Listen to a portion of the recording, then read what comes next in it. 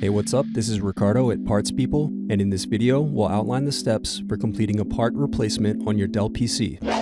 Visit our website and use this coupon for a 5% off discount.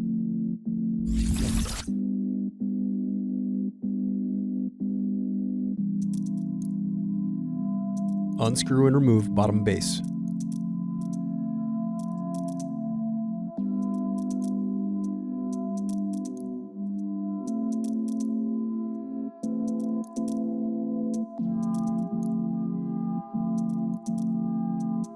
Now unscrew and disconnect battery.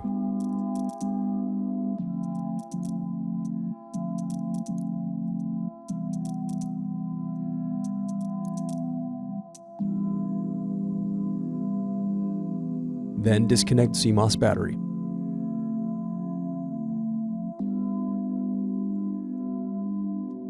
Thanks for watching. Don't forget to like and subscribe if you enjoyed this video.